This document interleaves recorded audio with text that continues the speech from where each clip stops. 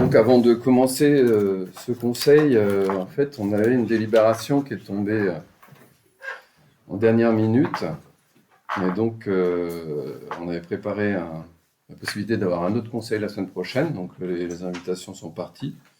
Mais il y a aussi la possibilité qu'on se mette d'accord ensemble pour la traiter en fin de conseil. Si vous voulez, normalement, on ne peut pas ajouter de conseil sans passer par le processus d'information, à moins que vous en soyez d'accord.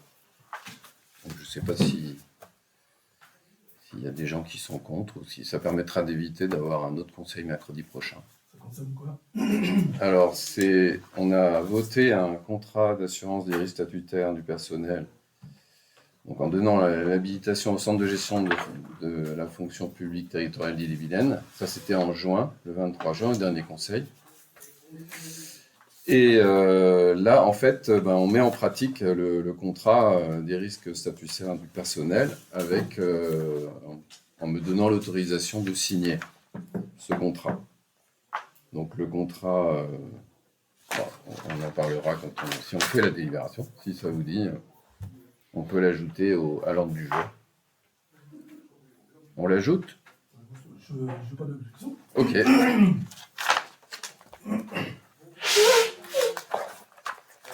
Donc on la met à la fin.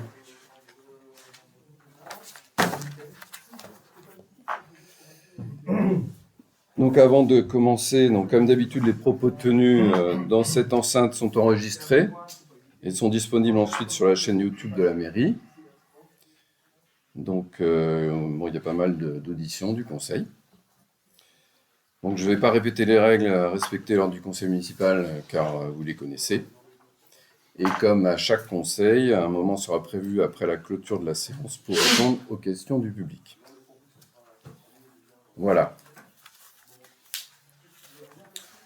Donc nous avons le quorum. Donc il faut passer à la nomination d'un secrétaire de séance.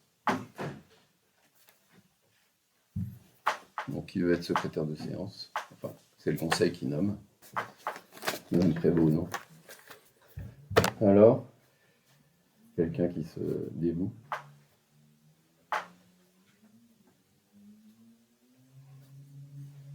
Bon, je vais être obligé de désigner alors.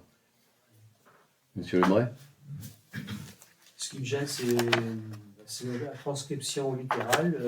Bon, j'aime bien la synthèse, c'est assez synthétique. C'est compliqué, ça demande beaucoup de travail de faire le secrétariat, de reproduire tout ce qui est dit, mot pour mot. Moi, je veux bien être secrétaire de séance, mais je ne ferai pas. Vous ferez une synthèse? Une synthèse, oui. Ok. De toute façon, le dernier PV n'a pas respecté cette demande qui avait été faite par le conseil la dernière fois. Donc, moi, j'avais prévenu que de toute façon, ce serait compliqué et ce ne serait pas tenu. Donc, ça a été le cas. Donc, il n'y a pas de problème. S'il n'y a pas de problème pour les autres conseillers. Vous êtes d'accord?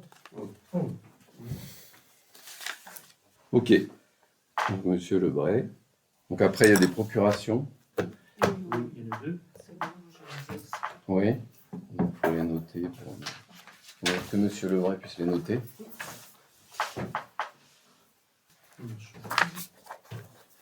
Donc, je vais les répéter parce que je les ai en tête. Donc, c'est monsieur Le Marchand qui donne pouvoir à monsieur Tassel. Et madame Callard qui donne pouvoir à monsieur Trélu. Voilà. Donc, pour l'approbation du PV, il n'y aura pas d'approbation du PV, puisque le PV n'a pas été rendu et n'était pas conforme. Donc, il n'y aura pas besoin de voter, on va gagner du temps. Est-ce qu'il y a des commentaires? Oui, je vais faire une déclaration. En réponse au mail et au PV du 13 septembre 2023. Mesdames et messieurs les conseillers, en liminaire, tout le monde connaît l'adage comparaison n'est pas raison. Je vais le trouver à l'instant. Né en 1953,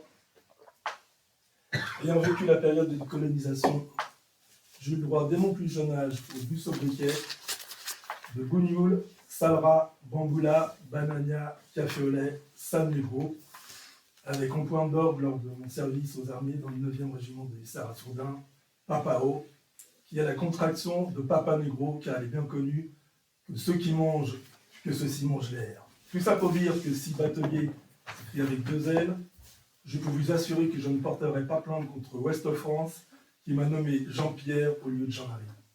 Je crois pouvoir dire que mon intelligence, voire ma résilience, est au-dessus de cela. Je vous propose maintenant quelques éléments de réflexion, sachant que la loi oblige la transmission du PV dans un délai d'une semaine au préfet. C'est le dimanche 3 décembre à 18h36 que le maire s'aperçoit que je n'aurais pas transmis le PV dans les temps. Question. Comment se fait-il que le maire, garant du bon fonctionnement des règlements, m'interpelle un dimanche après-midi alors que la secrétaire dont une des tâches dans la fiche de poste est d'être au contact des élus et du maire, aucun des deux n'a pris la tâche avec moi dès le dépassement du délai, ce qui est une curieuse façon de communiquer. Alors que le PV a été transmis à la mairie le 3 novembre, laissant le temps au maire de discuter des éventuels amendements. Je trouve donc le procédé particulièrement suspect. Pour le reste, il ne sert à rien de discuter sur le fond, car la vérité est tout autre et l'intention de est manifeste. En même temps, j'arrive presque à le comprendre, en fin de partie, car si l'on compare le bilan de l'illettré que fut le premier adjoint à celui du maire dans le cadre de sa nouvelle gouvernance, le résultat en sa faveur n'est guère probant. Sa frustration se transforme en fiel envers tous ceux et celles qui n'acquiescent pas ses vues. En l'espace de 2 mails, vous avez sûrement compris pourquoi j'ai démissionné de mon poste de premier adjoint, car ne vous y trompez pas, son comportement est constant envers tous ceux qu'il fréquente. Ça doit être par pudeur qu'il omet de vous dire qu'il a eu une seconde démission depuis septembre. Je crois que le record va être difficile à battre en Ille-et-Vilaine, voire au-delà, car depuis le début de son mandat, alors que celui-ci a été élu à 1 voix près, aujourd'hui il totalise un nombre de 10 démissions de conseillers municipaux. Si vous ajoutez à cela 4 départs d'employés municipaux. Effectivement, comme il y disait il y a peu, l'ordre règne et il n'y a pas de chaos dans la mairie de Sens. Je laisse le PV en l'état en le soumettant aux membres du conseil, en acceptant bien évidemment toute modification émanant de cette instance. Si d'aventure le maire devait faire preuve d'autoritarisme en la matière et que le préfet saisit, demande un complément d'enquête sur l'établissement du PV, je serai, malgré mon illettrisme chronique, argumenté sur les faits. Pour finir, à plus de 70 ans aujourd'hui, j'avoue que je n'apprécie que très moyennement les insultes d'un tel individu qui représente pour moi la quintessence du mépris absolu. Bon, très bien, donc on va pouvoir commencer l'ordre du jour. Je trouve que certains documents, on les transmet de main à la main ou on demande un accusé de réception pour être sûr ce qui soit arrivé. Des fois, c'est des choses qui sont toutes simples. Non, mais la transmission des documents, quels qu'ils soient, officiels ou pas, on demande toujours un accusé de réception, on les transmet de main à la main. Comme ça, on les donne, on est sûr qu'ils sont arrivés. Enfin, moi, j'ai toujours procédé comme ça. Je me trompe peut-être. Donc, M. Lebrun fait allusion au fait qu'on n'a jamais rien reçu à la mairie, donc on a regardé dans les indésirables. J'ai un accusé de réception. Bah oui, mais c'est le vôtre. J'info. C'est votre parole contre la mienne. Bon, donc, on peut peut-être passer pour les frais d'après, à ce moment-là, une version plus de réception physique. Oui. On demande l'accusé de réception. Non, mais la fois d'après, de toute façon, ce sera dans la semaine d'après. Et si le PV n'est pas livré dans la semaine d'après, il ne sera pas publié en l'état. C'est tout. Hein. Jusqu'à maintenant, ça ne s'est pas produit. Jusqu'à maintenant, les choses se passaient très bien. Donc, je ne vois pas ce qui a changé. Il n'y a rien n'a changé ou adapté. Ça s'est toujours passé très bien. Et maintenant, il y a eu, soi-disant, un PV qui a été envoyé le 3 novembre. Preuve à l'appui, nous, on l'a pas reçu. Voilà. Donc, c'est comme ça. En tout cas, moi, je ne commenterai pas ni détaillerai pas. J'ai déjà répondu à ce PV. Donc, les remarques elles sont très clairement décrites. Tout le monde les a reçues. Donc, c'est pas la peine d'y passer le réveillon dessus. Alors, est-ce que j'ai oublié quelque chose? Donc, on va pouvoir commencer sur l'ordre du jour. Donc, la première chose, c'est les tarifs communaux pour 2024. Donc, il ne faut pas lire 2023, mais 2024. Donc, tous les ans, on doit valider les tarifs communaux. Comme on a un certain nombre de tarifs à valider, on s'est dit qu'on allait valider ceux-là. Donc, en fait, ils ne changent pas par rapport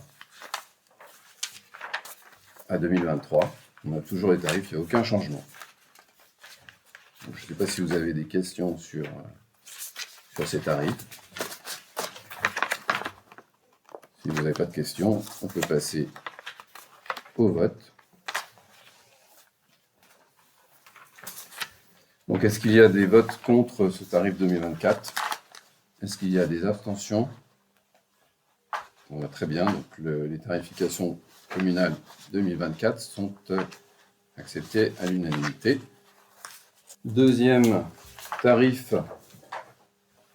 ce sont les tarifs des conjoints pour le repas des aînés. Donc, il y aura le 13 janvier un repas des aînés donc, aux personnes de plus de 75 ans.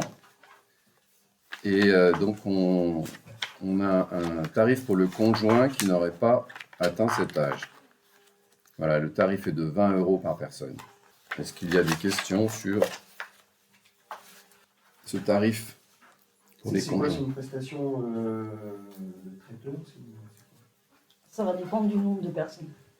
Pour l'instant, les invitations, elles sont sur le bureau à distribuer. Mais après, ça va dépendre du nombre de personnes. Ce que je cherche à dire, au travers de 20 € par personne, c'est déjà une somme. Moi, je ne suis pas contre, hein, mais est-ce que c'est déjà une somme pour Un conjoint? Ouais, pour un conjoint. C'est pour ça que je pose la question, est-ce que c'est un service traiteur, est-ce que c'est un service interne, est-ce qu'on a un objectif qualitatif? Un repas, c'est sur un traiteur, par exemple, si je prends le marais de Soujal, c'est 25 €. Ouais, donc après... c'est pas un repas, je vais dire basique, hein, c'est un repas un peu amélioré pour marquer le coup. Bon, je vous propose de passer au vote. Est-ce qu'il y a des votes contre? Est-ce qu'il y a des gens qui s'abstiennent? Non, parfait. Donc, le tarif du conjoint pour le repas des aînés à 20 € par personne est adopté à l'unanimité. Donc, vous savez qu'on avait il y a quelques années, enfin il y a 2 ans, je dirais, il y a eu un élaboratoire où on avait parlé de la vente de repas à emporter. Mais on n'avait pas fait le tarif. Et donc là, ce qui est proposé, c'est une fixation du tarif à 8,50 €. Donc, ce n'est pas tout à fait le même repas.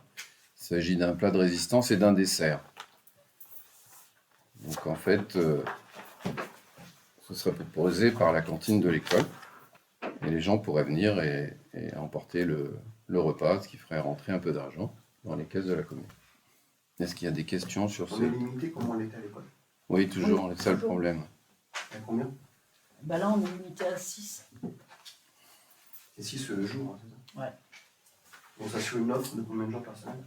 Ce serait 4 jours. 4 jours. Donc ça ferait 24 repas par semaine. Évidemment, ce serait sur commande, mais... Et pas pendant les vacances scolaires. Est-ce qu'il y a d'autres remarques? Le montant, c'est 8,50 €. 8,50 €. Ouais, pour un plat et un dessert. Donc je vous propose de passer au vote. Est-ce qu'il y a des votes contre? Est-ce qu'il y a des abstentions? Ça fait 1 ou 2? Donc la tarification des ventes de repas emportés est acceptée à l'unanimité et 2 abstentions. Donc là, on va passer à la compétence GEMAPI, c'est-à-dire la gestion des milieux aquatiques et de la prévention des inondations. Donc c'est une compétence qui a été transférée à la communauté de communes. Donc il y a eu un arrêté préfectoral en date du 28 juin 2021 portant modification des statuts de la communauté de communes du Pays de Dole et de la baie du Mont-Saint-Michel. Ce que l'on doit délibérer ce soir, c'est la fixation des attributions de compensation définitive 2023 et provisoire 2024, après évaluation des charges transférées des ouvrages hydrauliques de la compétence GEMAPI. Vous avez reçu un document que je vais parcourir, qu'on peut parcourir ensemble.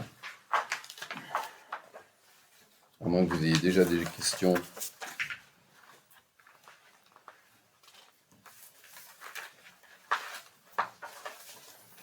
Donc ce document a été élaboré par la CLECT, qui est en fait la commission de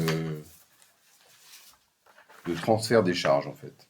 Donc c'est une commission qui se réunit pour définir les transferts de charges entre différentes collectivités.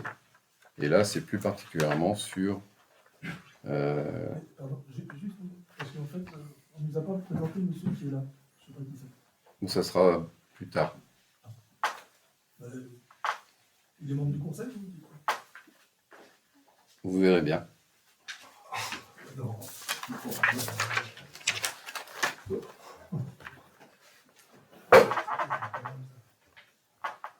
Donc rapport des charges transférées des ouvrages hydrauliques.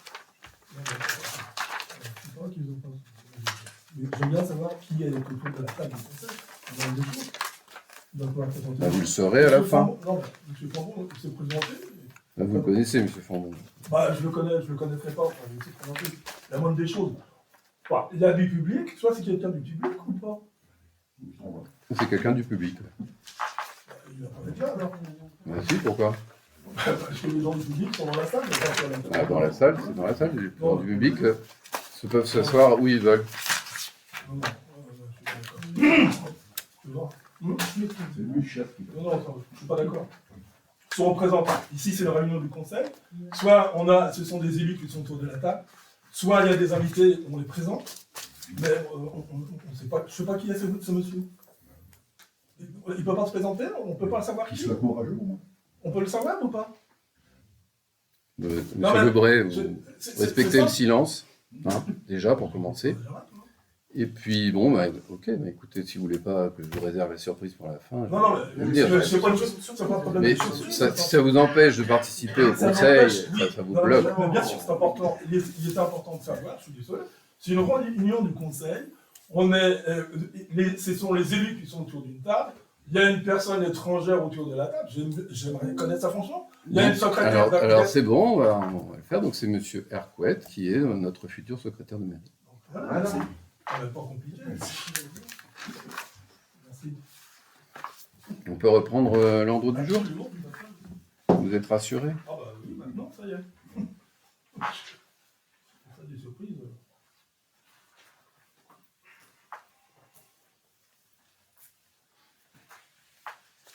Donc le diagnostic qui a été fait pour établir les charges de transfert a mis en évidence 7 ouvrages hydrauliques. Donc je vais essayer de faire les choses qui sont importantes à garder à l'esprit. Donc vous en avez un à la ville de Dole, qui est l'ouvrage hydraulique de la vallée du Guyou. Vous avez la commune de Sins, donc il y a 4 ouvrages hydrauliques, donc zone inondable aval du Grand Étang, zone inondable de Chardin-Ouest, il y a l'étang du Pissot, et zone inondable de la Villa. Et enfin, la commune de Raux-sur-Couesnon, où il y a 2 ouvrages hydrauliques, Val-Jourdan et le Pré-aux-Moines. Donc après, je vous propose d'aller au tableau 4, évaluation des charges transférées. On ne va pas tout détailler. Donc dans ce tableau, ce qui est intéressant, c'est pour la commune de Sins. Donc vous avez les 4 ouvrages avec une vérification technique approfondie. Ça, c'est les contrôles qui sont faits tous les 5 ans.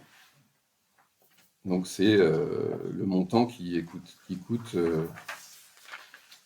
pour un ouvrage par an. Ouais, il y en a un par an. Et puis ensuite, il y a l'entretien des végétations, mais pour l'instant, nous, on avait évalué que la partie contrôle de ces ouvrages-là par un organisme spécialisé. Le reste étant fait par les employés communaux pour l'élagage et la végétation, tout ça.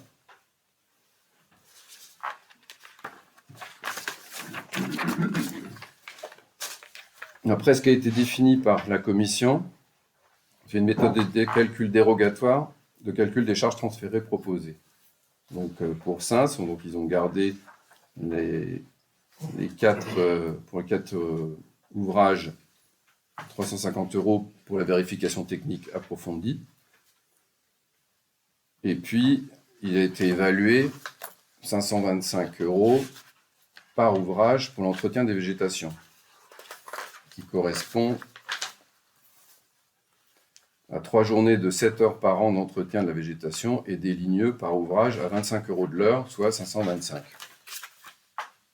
Donc, ce qui fait un total de charges à transférer vers la communauté de communes de 3 500 €.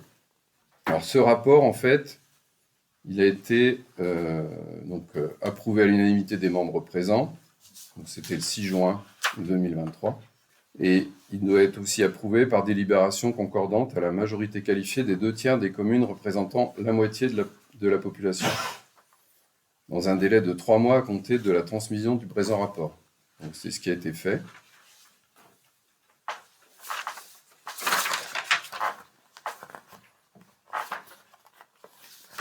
Donc ça, c'est les coûts, en fait. Et de l'autre côté, vous avez dans la délibération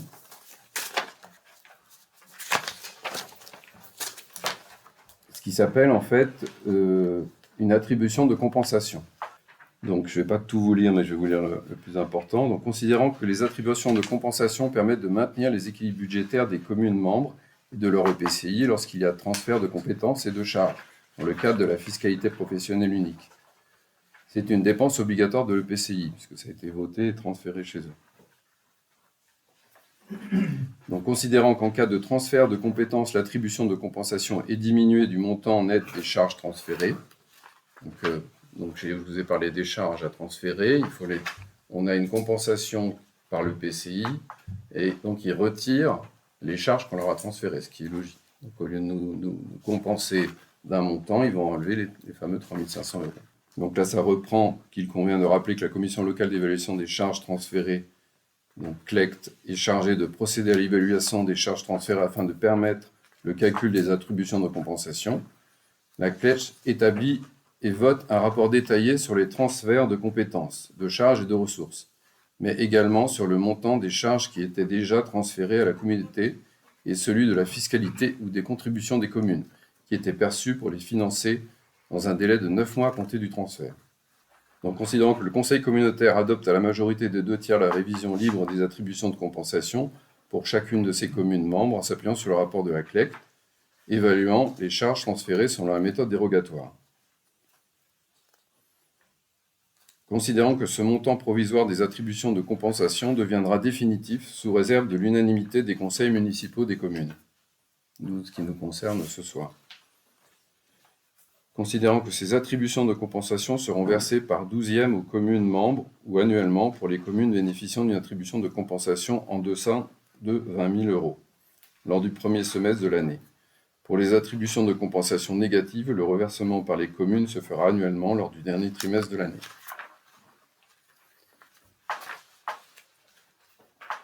Donc, après, vous avez un tableau, je ne pense pas que vous l'ayez, qui replace les compensations, dans le reversement fait des compensations. Donc, vous avez pour la commune de Sins, donc en 2023, c'est 3 815,56 €. Et pour 2024, on va avoir les 3 500 €. Donc, ce qui fait un total de 7 315,56 €. J'ai oublié de vous parler d'un schéma qui est important, c'est-à-dire qu'en fait, au sein de pour la gestion sur le terrain des différentes communes, des différents ouvrages, vous avez 2 syndicats. Vous avez le syndicat, le SGBDOL, qui s'occupe effectivement du premier ouvrage, concernant le Guyou. Et vous avez le syndicat mixte, Couesnon-Aval, qui est plutôt côté Normandie, mais dont les communes limitrophes comme Sins, Saint-Georges, Vaux-sur-Couesnon en font partie. Et donc les communes, ce qui est important de savoir, c'est que les communes pourront continuer de réaliser l'entretien de ces ouvrages hydrauliques pour le compte des syndicats de bassin versant qui conventionneront avec elle sur la base du montant fixé par la CLEC au titre des charges transférées en entretien. Ce qui fait qu'en fait, sur ces 3 500 €, il y a tout l'entretien qui continue d'être fait, donc les fameux 525 par ouvrage. Je ne sais pas si vous me suivez tous. Et cette partie-là, on la refacturera en fait au syndicat mix Quénon Aval, puisqu'on va travailler pour lui. On est en mode délégation ou quoi là? Non.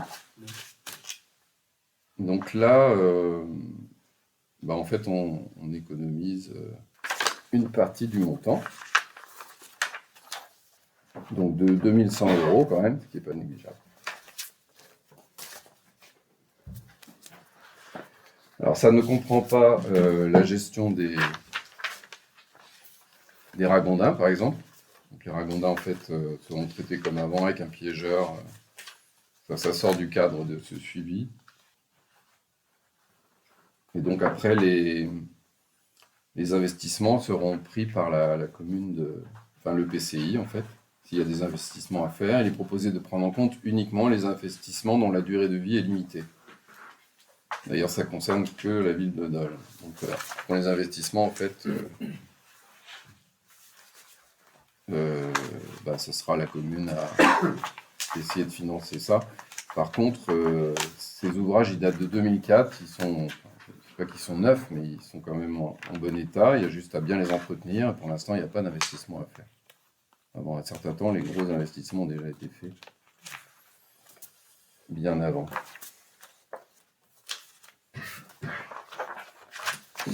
Donc, il est proposé au Conseil municipal de décider d'approuver les montants des attributions de compensation définitive 2023 et provisoire 2024, après évaluation des charges transférées des ouvrages hydrauliques de la compétence GEMAPI, selon la méthode dérogatoire, telle que présentée dans le tableau ci-dessus. C'est un tableau que vous n'avez pas, qui prend l'ensemble des communes et qui arrive au montant de 7 315,56 € pour la commune de Sens.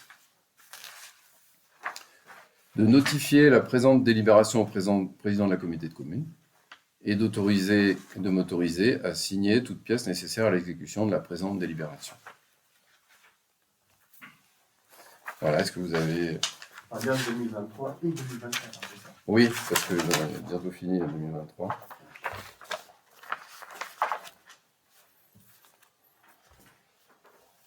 Est-ce que vous avez des questions? Non, il n'y avait pas de questions. J'étais relativement clair. C'est ce qui a été construit là. Oui, tout ce qui... C'est l'ensemble des étangs. Il y en a un qui est exclu, c'est le Pajero. La route, en fait, fait digue. Ah, mais c'est pas la même chose. Non. Ce qui a été construit rue du Val-Joli, c'est pas Val-Joli, c'est. Et le Breton. Val-le-Breton. Non, c'est pas le même sujet. Non, c'est pas le même sujet. Le Val-au-Breton aussi, c'est l'aval du grand étang. Oui, c'est pas ça. Oui. D'accord. On est sur la commune de Rouen. C'est une fougère. Penfougère. Oui, mais ça concerne bien les ouvrages qu'on voit où on passe l'étang du Pissot, le grand étang, ça démarre du Pajero et ça termine... En fait, c'est après le Pajero, ça ne comprend pas le Pajero et ça s'arrête effectivement au Val-Breton.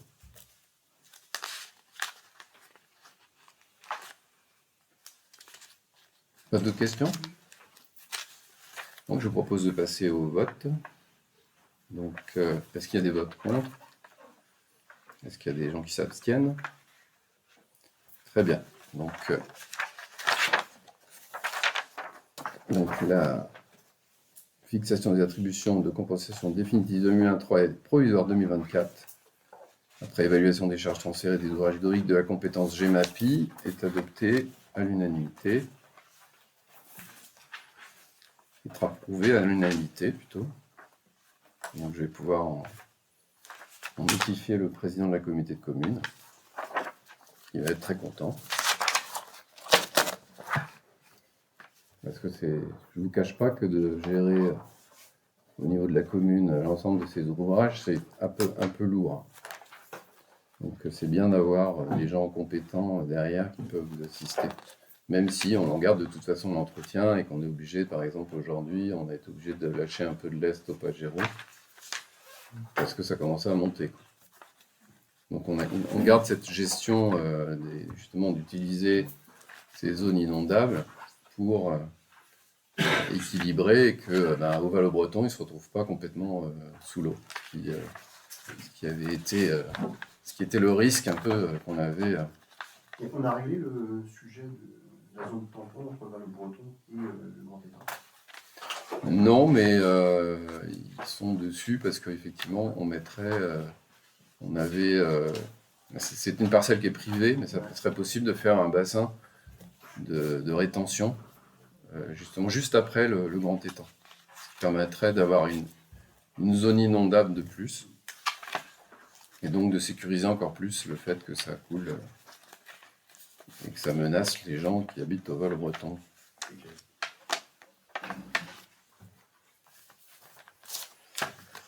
Alors, donc la délibération suivante se porte à désignation d'un référent déontologue. Alors, je vais vous lire un petit peu. Qu'est-ce que c'est que ce référent déontologue? Donc, vu le décret 1520 et son arrêté d'application du 6 décembre 2022 relatif au référent déontologue de l'élu local, dont les dispositions entrent en vigueur au 1er juin 2023, considérant que tout élu local peut consulter un référent déontologue chargé de lui apporter tout conseil utile au respect des principes déontologiques consacrés dans la charte de l'élu local. Considérant qu'un référent déontologue doit être désigné par le conseil municipal avant le 1er juin 2023, le cas échéant, considérant que plusieurs collectivités territoriales, groupements de collectivités territoriales ou syndicats mixtes peuvent désigner un même référent déontologue pour leurs élus par délibération concordante. Donc ça, c'est justement ce qui va nous concerner. Considérant que les missions de référent déontologue sont exercées en toute indépendance et impartialité par des personnes choisies en raison de leur expérience et de leurs compétences. Considérant que les missions de référent déontologue peuvent être, selon les cas, assurées par une ou plusieurs personnes exerçant au sein des collectivités auprès desquelles elles sont désignées, aucun mandat d'élu local, n'en exerçant plus depuis au moins 3 ans, n'étant pas agent de ces collectivités et ne se trouvant pas en situation de conflit d'intérêt avec celle-ci, ce qui est la moindre des choses pour un référent déontologue. En 2, on peut avoir un collège composé de personnes répondant aux conditions du premier. Alors, considérant que la délibération portant désignation du ou des référents déontologues ou des membres du collège doit préciser la durée de l'exercice de ses fonctions, les modalités de sa saisine et de l'examen de celle-ci, ainsi que les conditions dans lesquelles les avis sont rendus. Considérant que la délibération doit également préciser les moyens matériels mis à disposition du ou des référents déontologues ou des membres du collège, ainsi que les éventuelles modalités de rémunération. Considérant que l'indemnisation prend la forme de vacation et que le montant maximum de l'indemnité pouvant être versé par personne désignée est fixé à 80 € par dossier. Considérant que le ou les référents déontologues peuvent bénéficier du remboursement de leurs frais de transport et d'hébergement dans les conditions applicables aux personnels de la fonction publique territoriale. Enfin, considérant que le ou les référents déontologues sont tenus au secret professionnel et à la discrétion professionnelle pour tous les faits, informations ou documents dont ils ont connaissance dans l'exercice ou à l'occasion de l'exercice de leur fonction. Alors, vous avez un document qui vous a été envoyé, je crois. Madame Camara. C'est ce document-là qui est un document de la MF35 qui reprend à peu près ce que je viens de vous dire. La seule chose qu'ils proposent en plus, c'est qu'en fait, ils ont déjà identifié deux référents. Ils ont proposé 2 référents, donc il s'agit de Maître Michel Poignard, avocat honoraire à la Cour, spécialiste en droit public, et M. Morgane Reynaud, responsable juridique en droit public. Donc, comme je disais tout à l'heure, au niveau de la communauté de communes, ils ont proposé qu'on qu'on pioche ou qu'on décide dans ces 2 personnes. Parce qu'après, vous en avez au niveau national, mais bon, je pense que ça serait intéressant, puisque c'est proposé d'avoir des délibérations concordantes. Donc, ce que je vous propose, c'est de choisir entre ces 2 personnes. Et ça, c'est la décision qu'on va prendre ce soir. Sinon, par la suite, donc, pour remplir les engagements de l'arrêté, donc on décide que la personne subventionnée exercera ses fonctions pour une durée de 3 ans. Donc, on a défini, j'ai figé à 3 ans, comme ça, jusqu'à la fin du mandat, on n'a pas à réélire. Fixe les modalités de saisine du ou des référents déontologues ainsi que les conditions d'examen des demandes comme telles, saisine par écrit. Donc, on va saisir en lui faisant une demande écrite. Décide que les avis seront rendus dans les conditions suivantes, un délai d'1 mois par écrit. Donc, la personne, un des élus qui fait une demande recevra une réponse dans une limite d'1 mois. Décide le référent déontologue utilise ses propres moyens pour venir, son ordinateur, tout ça, on lui apporte pas tous ces éléments. Fixe les modalités de rémunération du référent déontologue comme tel, maximum 80 € par personne et par dossier. Donc on ne fait pas un collège, hein, on fait un déontologue. Parce que je pense que ça commencerait à faire un peu cher, parce que là c'est déjà 80 € par sollicitation. Décide que le référent bénéficie du remboursement de ses frais de transport et d'hébergement dans les conditions applicables au personnel de la fonction publique territoriale. Et enfin, décide que cette délibération ainsi que les informations permettant de consulter le référent déontologue sont portées par tout moyen à la connaissance des élus locaux intéressés par courriel. Donc, je vous propose de choisir entre les 2. Ce qu'on peut faire, c'est un tour de table. Moi, personnellement, donc je commence par moi, je serais plus enclin à prendre un avocat qu'un responsable juridique. Ce serait plutôt monsieur Poignard. Mais bon, c'est mon avis.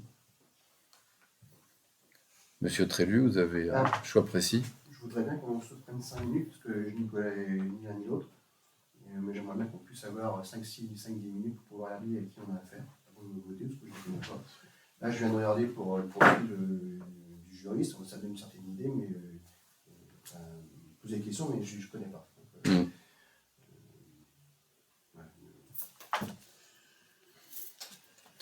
c'est pas grand-chose. Après, je vous livre la proposition telle qu'on me l'a livrée au niveau de la communauté de communes. Hein,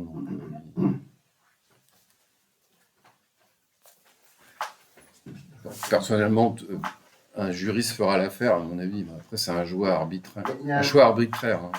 J'ai quand même une question aussi. J'avais noté une question. Ils sont rémunérés au dossier, Oui. Soumis au secret professionnel. Oui. À qui rendre compte du nombre de dossiers traités là? Alors ça, c'est une bonne question. Et la question sous-jacente de ça, est-ce que c'est quoi là le premier argument contre ne dit pas le deuxième? C'est-à-dire, à partir du moment où on commence à rendre compte du nombre de dossiers traités, on commence à parler d'une personnes qui sont, dont les dossiers sont en cours de traitement. Donc la notion de secret professionnel, après, elle va vers qui là? J'ai du mal à voir en fait où est garanti ce secret professionnel dans la mesure où on se paye au dossier. J'avoue que je vois pas, parce que en fait, c'est quelqu'un qui est là, qui est un référent, auquel un élu va pouvoir l'appeler pour lui confier une question qu'il a sur ses problèmes de déontologie. Ça va se passer entre eux, et puis voilà. Et il est tenu comme si la personne prenait un conseil, donc il est tenu au secret et à la confidentialité. J'entends bien, ça c'est bon, j'ai compris.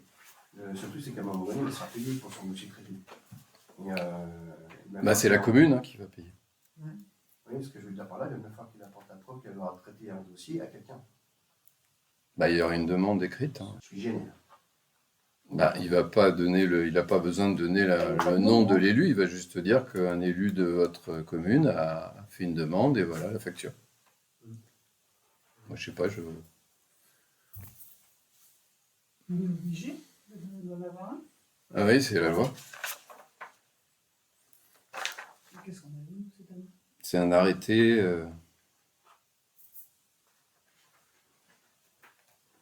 Donc, en plus, ça doit être entré en vigueur le 1er juin 2023 et on est un petit peu en retard. Mais bon. Après, on n'est pas les seuls, hein, je vous rassure. Ma petite préférence va pour Morgane Reynaud. Ok. Les autres élus. On va lui voir la référence, moi.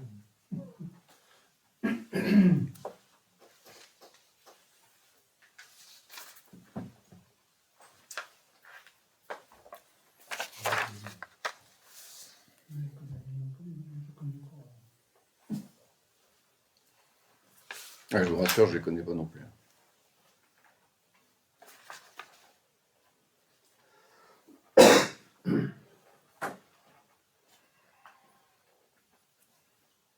Madame Prévost, alors. Non, mais je sais pas. Bah, dites un nom. Bon. Excuse-moi. On avance. Monsieur Morgane Reynaud, Ils sont Ouais. dans d'abord, ils sont dans une. Je crois qu'ils sont. Enfin, en tout cas, ils sont en Ille-et-Vilaine, mais je pense que c'est sur Saint-Malo. Il me semble que monsieur Poignard. Après, il a un nom un peu agressif, mais. Monsieur Reynaud. Il me semble qu'il est avocat à la cour de Saint-Malo, il me semble, Poignard. Monsieur Lebray et madame Correc, Moi, je vais prendre l'avocat. l'avocat. Donc, on a 2 voix pour l'avocat. C'est Reynaud ou Oui. Reynaud. Reynaud. Reynaud ou Poignard. Reynaud. Monsieur Cassel. T'as dit quoi? Tu sais pas? Il sait pas encore. C'est un choix.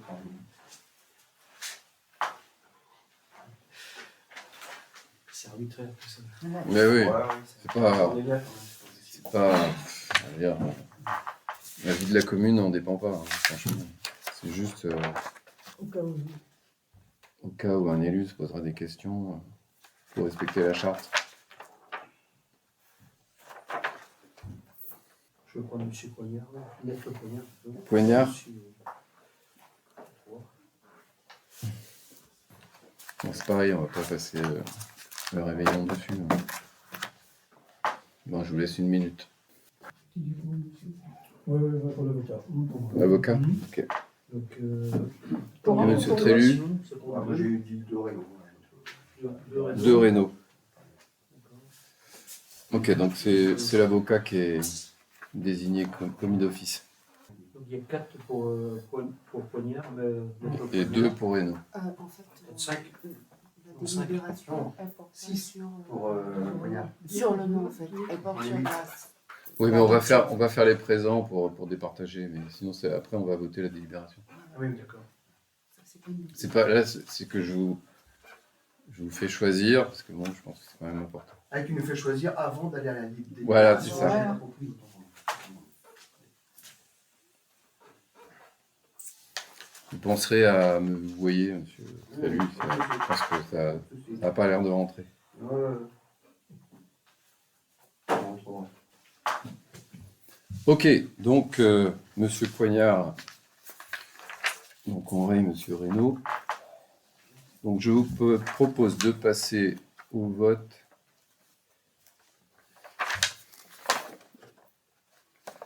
Donc pour désigner monsieur Poignard comme référent déontologue pour la commune, on a décidé que cette personne exercera des fonctions pour une durée de 3 ans, qu'il faudra la saisir, faire une saisine par écrit, et qu'elle devra répondre dans un délai d'1 mois à vos requêtes. Donc il utilisera ses propres moyens et en cas de saisine, ça sera 80 €. Oui. Merci de la remarque. En fait, la saisine pourra se faire par écrit mais courriel en fait. Hein. On ne va pas faire des écrits avec accusé-réception. Hein. C'est juste une requête, ça peut se faire quand même simplement. Donc le maximum, c'est 80 € par personne et par dossier. Et donc il pourra bénéficier, en cas de déplacement, du remboursement des frais de transport et d'hébergement.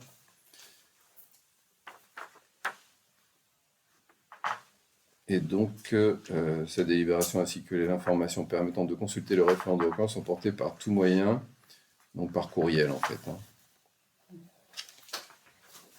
Toutes les informations concernant ce référent vous seront transmises par courriel. Voilà, est-ce qu'il y a des gens qui s'abstiennent? Est-ce qu'il y a des votes contre? Bon, très bien, je demande monsieur Maître Poignard comme référent déontologue. Ça va nous aider vachement.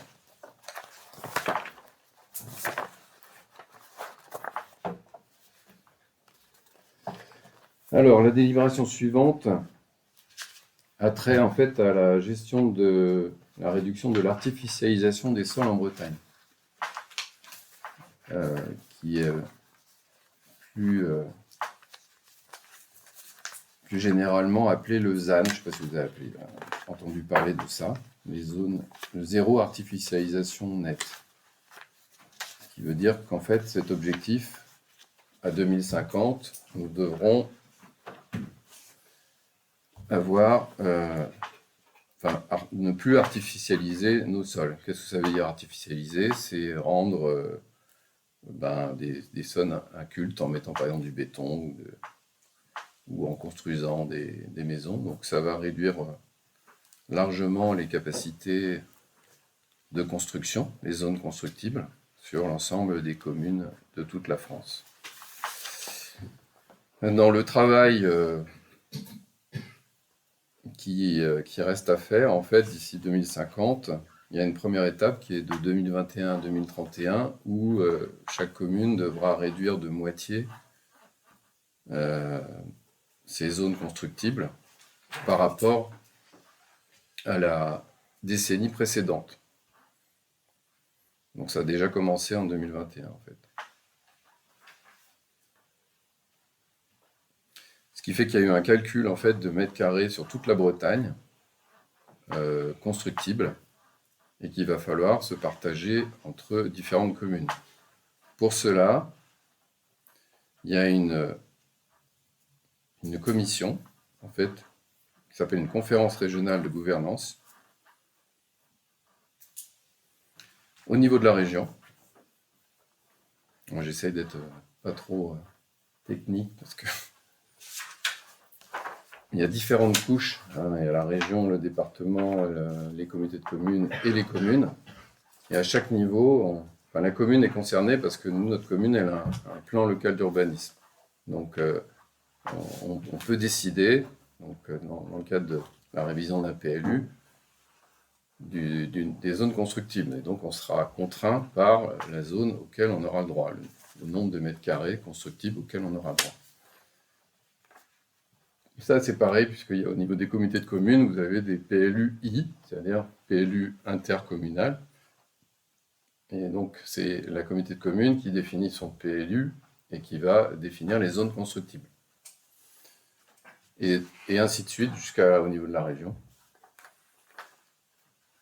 Donc au niveau des comités de communes, ça s'appelle, en fait on définit un document qui s'appelle le SCOT, c'est un schéma de cohérence territoriale. Donc, pour ceux qui suivent, je peux répéter. Hein. Mais enfin tout ça pour vous dire que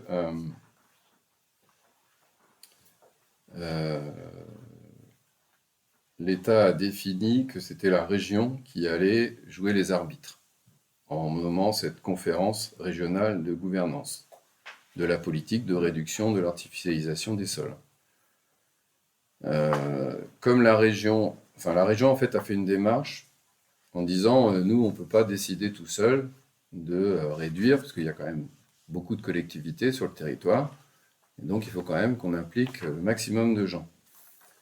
C'est pour ça qu'ils ont demandé à toutes les collectivités, ils ont proposé de faire en sorte que dans cette commission, dans cette conférence régionale de gouvernance, il y ait des représentants d'à peu près toutes les collectivités.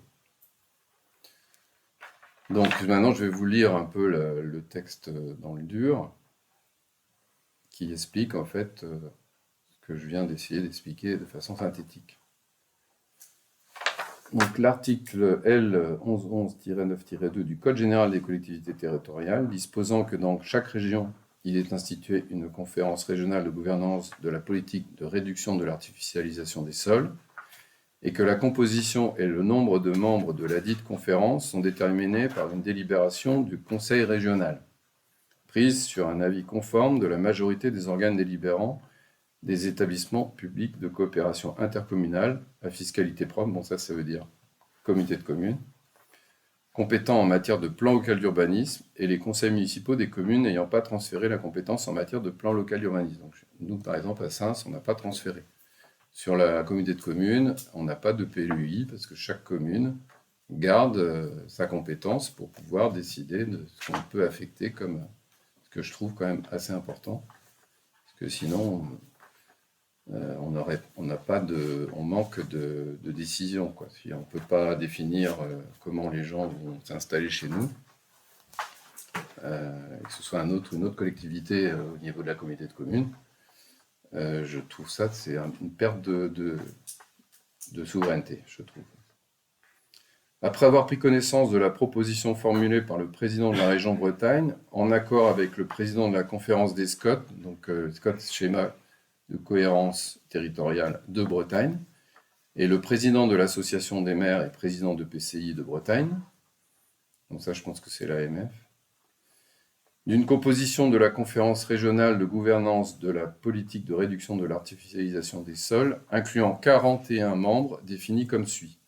Donc un représentant de l'État, donc ça va être la préfecture, un représentant du Conseil régional de Bretagne, un représentant de chacun des 27 établissements publics compétents en matière de schéma de cohérence territoriale. Donc sur le territoire breton, il y a 27 SCOT en fait. Un représentant de chacune des 4 associations départementales des maires et présidents de PCI de Bretagne, un représentant de chaque département breton, un représentant de la délégation régionale de l'Association des intercommunalités de France, un représentant de Beau Communauté, seul EPCI de Bretagne non couvert par un SCOT, et un représentant de la commune d'Ouessant et un de celle de Saint, les 2 seules communes compétentes en matière d'urbanisme. Voilà, donc il est proposé au conseil municipal d'accepter la proposition de composition de cette conférence régionale de gouvernance de la politique de réduction de l'artificialisation des sols proposée par le président de la région de Bretagne. Donc c'est pas fait dans toutes les régions de France, hein. Et effectivement, je trouve que bon, c'est une démarche qui est intéressante parce que ça implique les collectivités, alors que la région Bretagne, elle a quand même une visibilité sur la partie terre constructible qui est quand même limitée. Il faut que tout le monde est concerné par cet aspect-là. Est-ce que vous avez des questions ?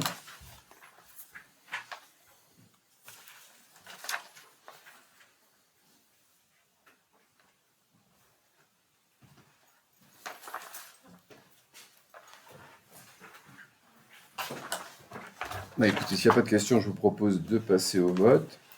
Donc, est-ce qu'il y a des personnes qui s'abstiennent ? Oui. Est-ce qu'il y a des votes contre ? Donc, très bien. Donc, le conseil municipal accepte l'unanimité plus une abstention la proposition de composition de la conférence régionale de gouvernance de la politique de réduction de l'artificialisation des sols proposée par le président de la région Bretagne. Donc après, je vais vous présenter, donc c'est juste à prendre acte, hein, il n'y aura pas de vote. C'est le rapport que vous avez dû recevoir par... vous l'avez transmis par mail ? Non, c'est papier. Donc tous les ans, en fait, on a à prendre connaissance du rapport, donc RPQS, donc rapport annuel sur le prix et la qualité du service public de prévention et de gestion des déchets ménagers et assimilés. Donc ça vous donne le tonnage, les coûts et ce que ça va faire la part pour un habitant qui va être facturé par la trésorerie. Donc, suivant le nombre de personnes dans le logement. Ce qu'il faut savoir aussi, c'est que jusqu'à maintenant, il y avait une partie du territoire, donc de notre côté, c'était la redevance à ordure ménagère, c'est-à-dire ce principe de fonctionnement, qui est le coût divisé par le nombre d'habitants, ça donnait un coût, un montant de part, en fait. Et puis, donc si vous êtes à la page 18, vous avez en 2022, c'était 111, donc c'est ce qui apparaît dans votre, dans la facture ou dans la demande du trésorier. Vous voyez une ligne, si vous êtes une personne ou si, suivant ce que vous avez comme nombre de personnes au niveau du logement, et c'est multiplié par le nombre de personnes, en fait. La base étant 111 en 2022, 111 euros. 2023, je crois que ça a augmenté, mais là, on est, comme l'année n'est pas terminée, on n'a pas... Je pense que c'était 119 en 2023, donc c'est quand même en augmentation.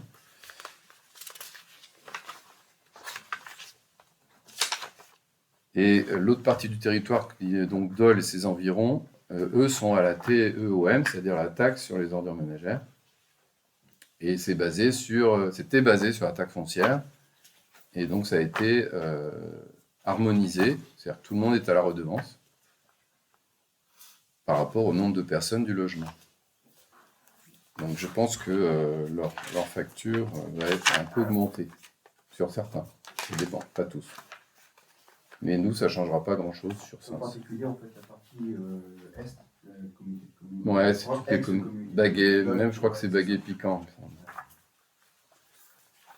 En fait, il faut partir du canton de Plaine-Fougère. Le canton de Plaine-Fougère, c'est déjà la redevance, parce que ça l'était déjà avant. Donc voilà, j'ai pas grand-chose à vous dire de plus là-dessus. Vous pouvez l'emmener, le potasser. Il y a des choses intéressantes. C'est pas très compliqué. Il y a tous les types de déchets.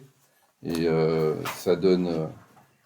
c'est ramené au nombre d'habitants ou alors ramené à la tonne. Voilà.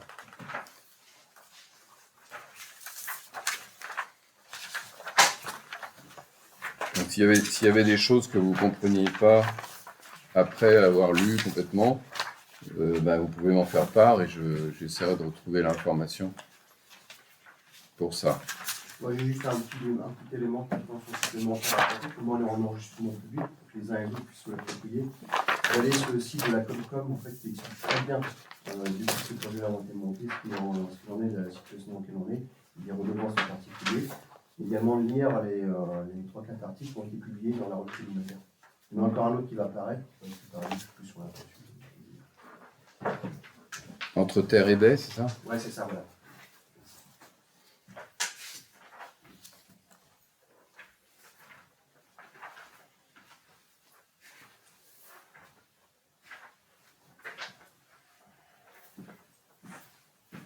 Donc, je vous propose de passer à la délibération suivante qui concerne donc les achats de colis de Noël pour les aînés. Donc, chaque année, on a la remise de colis aux personnes de 75 ans et plus. Ça sera 75 ans et plus cette année. C'est pour ceux qui n'assisteraient pas au repas des aînés.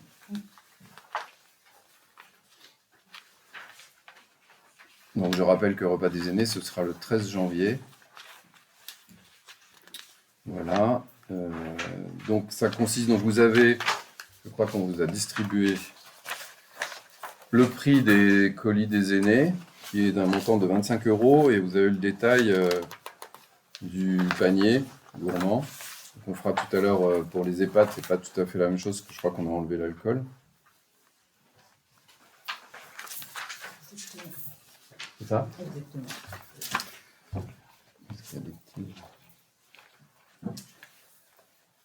Est-ce que vous avez des questions sur ce panier? En fait, on le fait tous les ans. La même que d'habitude, combien de personnes? Ça va dépendre des invitations. D'accord. Mais déjà, on a le tarif pour... Combien on avait l'année dernière?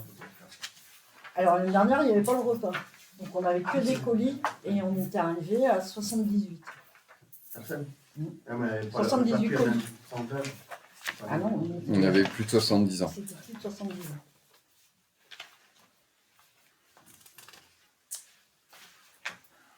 Ils sont pas le repas. On a le droit à ça, non? Bah, pour ceux qui ont plus de 75 ans et qui ne peuvent pas se déplacer.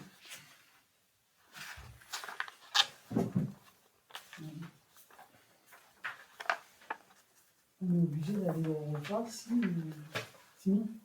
Ah bah ouais. Ah oui, d'accord. C'est soit le repas, soit le colis.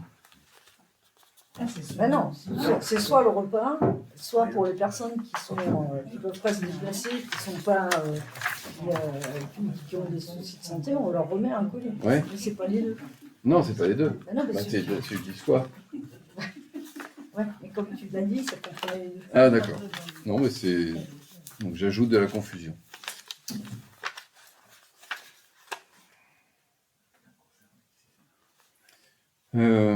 Est-ce qu'il y a des questions, d'autres questions? Non. Je vous propose de passer au vote. Donc, s'il y a des votes contre, est-ce qu'il y a des abstentions? Très bien.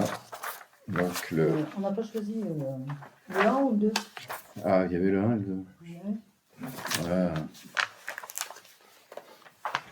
Je vais avec un. Mais non, j'ai deux.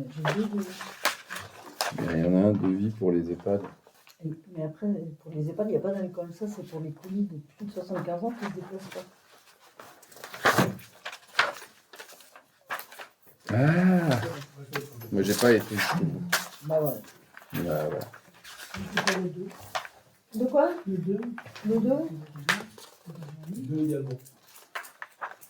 Et dis-moi, pourquoi? Je vais dégoûter. De quoi? Qu'est-ce que tu as dit? Ça, c'est pas mieux. Qu'est-ce qu'elle a dit, Madame Prévost? Oh, j'ai le droit de rire. Hein. Ouais. Alors, j'ai Donc, combien de on- colis 2 alors? Ouais, deux aussi. J'ai dit 2. Donc 2 pour Deux aussi. 2. Donc tout le monde a 2. Ouais. Au moins deux, pas deux. Bah pour le colis numéro 2. Oui, il y a deux. Allez, 2.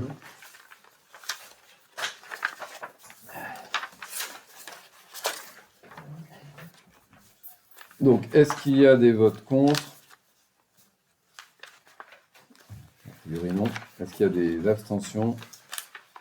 Donc, le colis numéro 2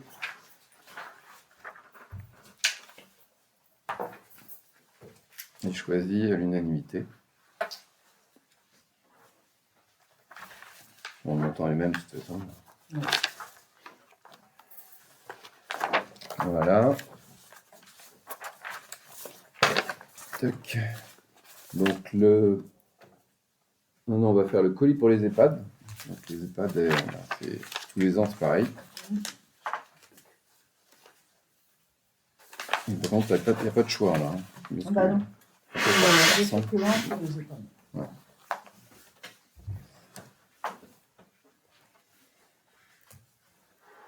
Donc, est-ce que vous avez des questions sur le colis pour les EHPAD? Non, ça va.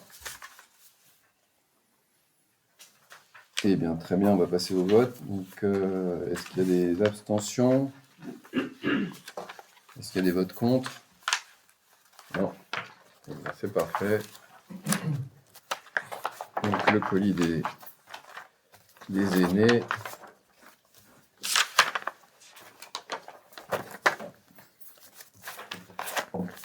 Et pour les EHPAD est adopté à l'unanimité. Super.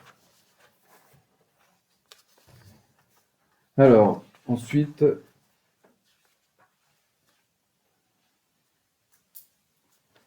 modification, mise à jour du tableau des effectifs.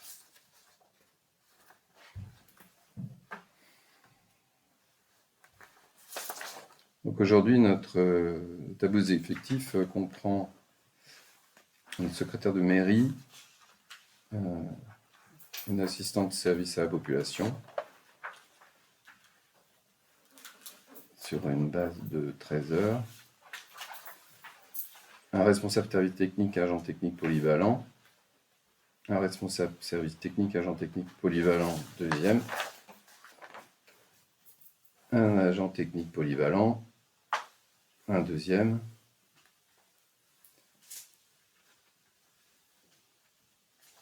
après on a encore un agent technique polyvalent qui était sur une base de 18 heures, qui datait de 2022, et un cuisinier, agent polyvalent. Donc, ce que je propose de modification, c'est qu'en fait, on a remarqué qu'il y avait dans le tableau marqué contractuel, alors que c'est une notion qu'il ne faut pas mettre. Et donc, on va la modifier en mettant, par exemple, pour le poste de secrétaire de mairie, pourvu, et pour l'assistant de service à la population, vacant. Voilà. Ensuite, il y a un autre vacant, il y avait un contractuel qui est l'agent technique polyvalent sur 18 heures. Et puis, le cuisinier qui est vacant aujourd'hui. Voilà ce que je vous propose de modifier pour qu'il soit un peu plus carré par rapport à ce qu'on doit trouver dans un tableau des effectifs. Est-ce qu'il y a des questions? On ne parle que de terminologie, c'est ça? Ouais, Ah, d'accord. C'est une mise en cohérence de la terminologie du tableau des effectifs. déjà dans un premier temps. Après, on verra pour les corrections, mais ça demande des passages dans certaines commissions au niveau du CDG, tout ça, donc on ne va pas les faire ce soir.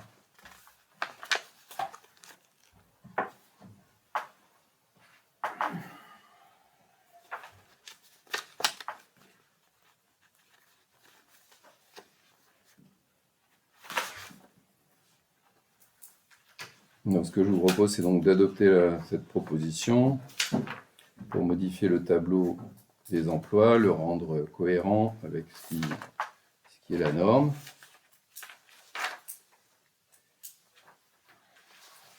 Voilà.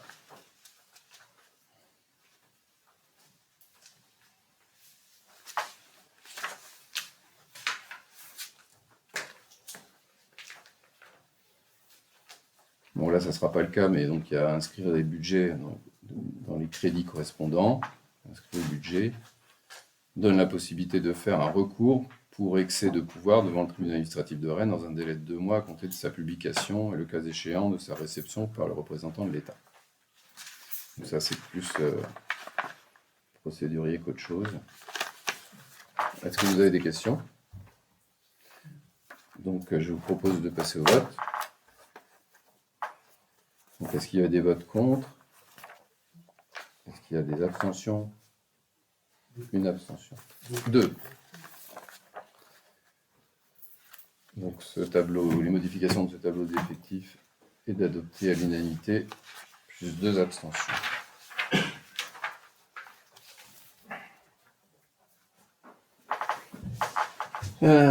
Donc,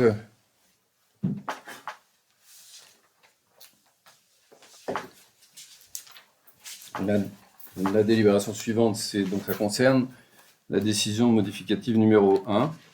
Par rapport à 2022, on n'a qu'une décision modificative en fin d'année. Et elle est due à 2 événements. Donc la fameuse rénovation de l'église, enfin le diagnostic de la voûte de l'église, où on a signé le devis suite à la délibération du dernier conseil. Donc pour un montant de 10 800 €. C'était combien?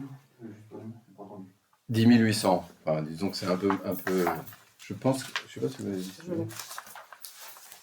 Enfin, on arrondit, hein, je pense. On avait discuté parce qu'il était 2 fois moins cher que l'autre prestataire. Ouais. C'est la société de l'État. Code barrière. Ouais,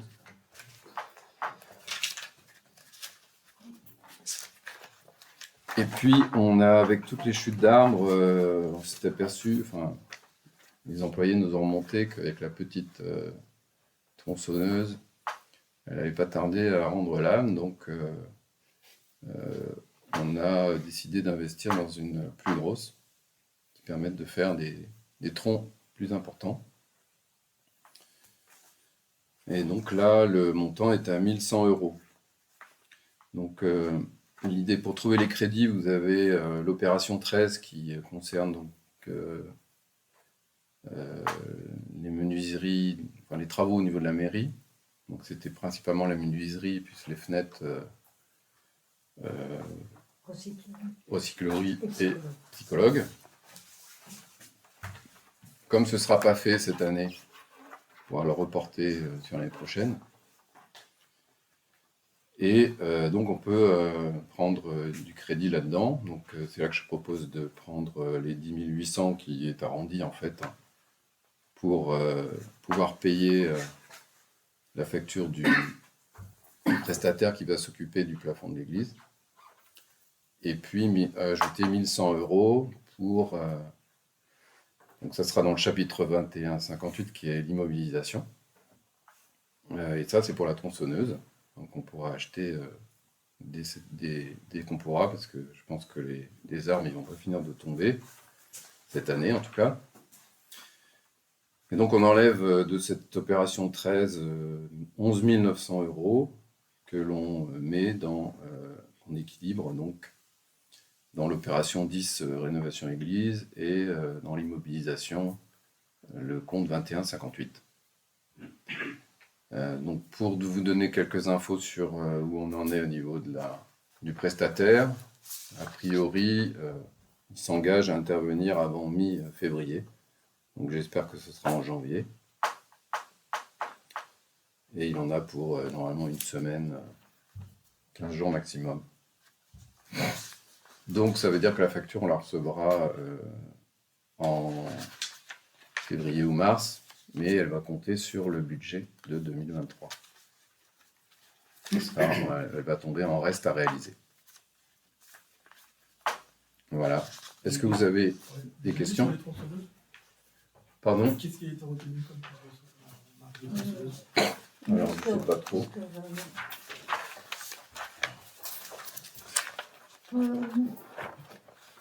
Je crois qu'on a deux devis. Ça dit comme ça? Ah, oui. Husqvarna. Ouais. Il n'y en avait pas un autre devis? Il n'avait pas fait. C'est pas celui qu'on a retenu. Oui. Les autres, c'était plus cher. Parce qu'il y avait RM motoculture, il me semble. Ouais, c'est plus cher. C'était plus cher.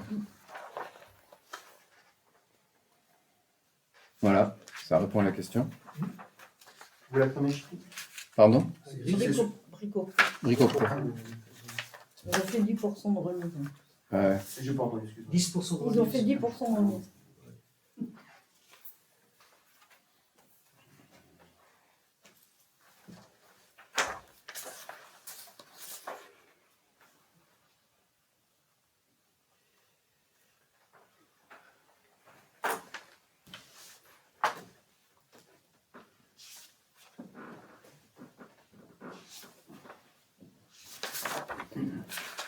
Bah, je vous propose de passer au vote.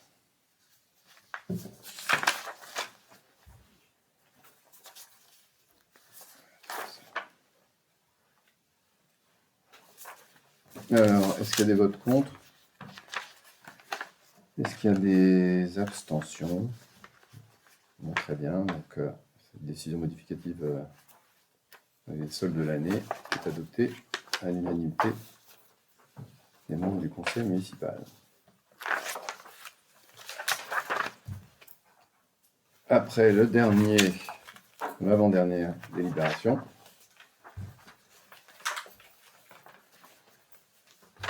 donc je vais vous faire un peu de lecture.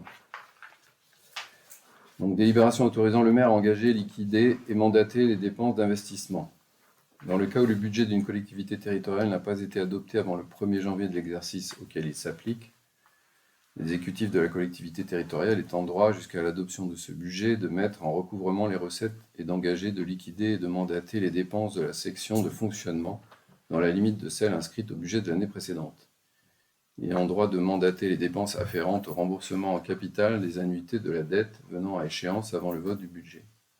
En outre, jusqu'à l'adoption du budget ou jusqu'au 15 avril, en absence d'adoption du budget avant cette date, l'exécutif de la collectivité territoriale peut, sur autorisation de l'organe délibérant, engager, liquider et mandater les dépenses d'investissement dans la limite du quart des crédits ouverts au budget de l'exercice précédent, non compris les crédits afférents au remboursement de la dette.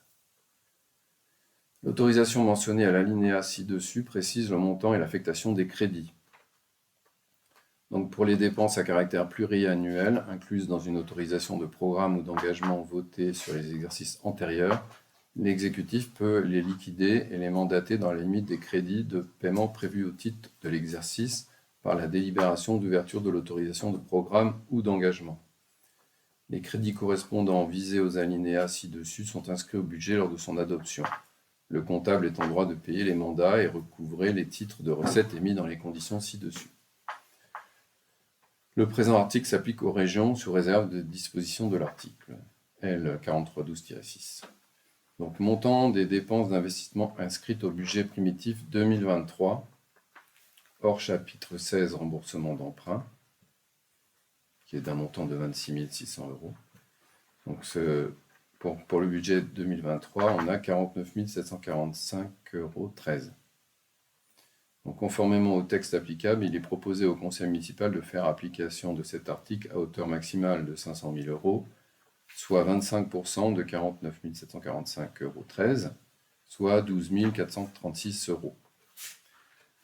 Les dépenses d'investissement concernées sont les suivantes. Donc en fait, on n'a pas beaucoup de dépenses, on a juste quelque chose qui est compris dans le compte 231, installation matérielle et outillage technique. Concerne tous les travaux d'assainissement collectif de Chardrin, qui en fait auraient dû être payés, donc c'est opération 22, qui aurait dû être payé en 2023. Mais j'ai demandé, pour des raisons de problématique de budget, de le reporter à 2024. Donc c'était M. Fambon, qui est président de l'Andal, qui devait nous facturer ça cette année et a accepté en fait de le repousser d'1 an, ce qui permettait d'alléger un peu nos finances. Donc là, le montant en fait que l'on doit, c'est suite à la mise en place d'une pompe de relevage au niveau de Chardrin, qui a permis à l'ensemble des habitants de Chardrin, à peu près, à quelques exceptions près, à 2 exceptions près, de venir bénéficier d'un assainissement collectif, comme il existe dans le Beau. Et donc cette pompe de relevage, en fait, ramène jusqu'au centre et se déverse et en fait suit ensuite le réseau jusqu'à la station d'épuration. Donc ça avait été un choix qui avait été fait, mais le temps que tout soit finalisé, que le projet soit mis en place, ça avait pris du retard, donc la facture elle arrive après. Et donc je pense que ça pourrait être intéressant de régler, d'utiliser ces 25%, une quart du budget de l'année dernière, pour payer cet investissement. En 11 150 €, donc c'est inférieur au plafond qui est limité à 12 436. Voilà.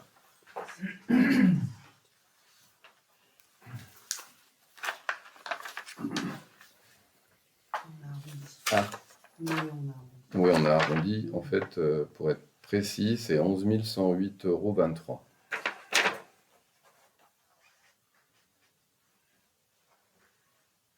C'est un titre exécutoire. Voilà.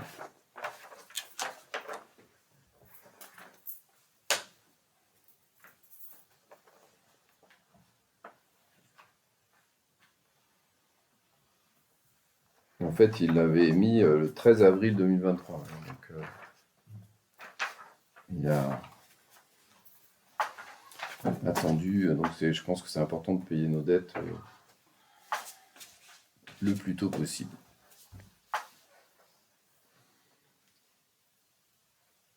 Voilà, est-ce que vous avez des remarques ou des questions? Donc, très bien. Je vous propose de passer au vote. Donc, est-ce qu'il y a des votes contre? Est-ce qu'il y a des abstentions? Parfait. Donc on adopte cette délibération m'autorisant à engager, liquider et mandater les dépenses d'investissement dans le cadre du budget de 2023. Des investissements de 2023. Voilà.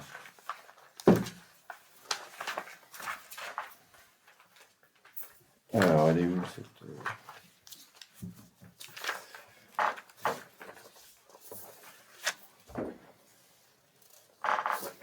Donc, je vous propose de passer à la dernière délibération qu'on a ajoutée après accord du Conseil. Donc, qui concerne la mise en place en fait, du contrat d'assurance des risques statutaires du personnel. Il y avait en fait une urgence parce que ça doit démarrer dès janvier. Donc, le contrat, il faut qu'il soit signé pour le 1er janvier 2024.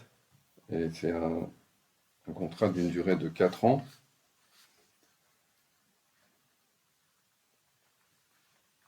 Donc, je vais vous lire un peu le blabla. La commune de Sens peut souscrire un ou plusieurs contrats d'assurance des risques statutaires du personnel garantissant les frais laissés à sa charge en vertu de l'application des textes régissant le statut de ses agents. Le centre de gestion de la fonction publique territoriale d'Ille-et-Vilaine peut souscrire un tel contrat pour son compte en mutualisant les risques. La commune de Sens adhère au contrat groupe en cours, dont l'échéance est fixée au 31 décembre 2023, et que compte tenu des avantages d'une consultation groupée effectuée par le centre de gestion de la fonction publique territoriale d'Ille-et-Vilaine, il est proposé d'adhérer au contrat groupe d'assurance des risques statutaires mis en place par le centre de gestion publique territoriale d'Ille-et-Vilaine. Donc, il est proposé au Conseil de m'autoriser à signer les contrats d'assurance des risques statutaires attribués au cabinet Reliens et la compagnie CNP, ainsi que les actes y afférents selon les conditions suivantes. Donc, durée du contrat 4 ans à compter du 1er janvier 2024. Préavis, contrat résiliable chaque année sous réserve de l'observation d'un préavis de 6 mois. Régime capitalisation, couverture des indemnités journalières jusqu'à la retraite des agents et des frais médicaux. Conditions, donc contrat CNRACL, donc agent titulaire ou stagiaire immatriculé à la CNRACL. Risque garanti, donc décès, accident du travail, maladie ordinaire, longue maladie, maladie longue durée, maternité, paternité, adoption, à un taux de 5,95%.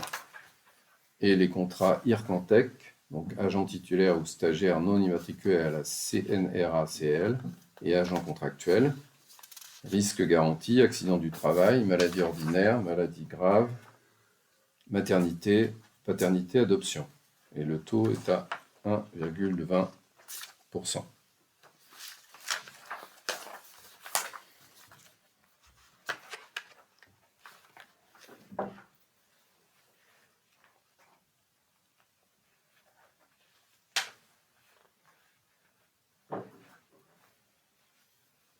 Donc en juin, on avait voté le 23 juin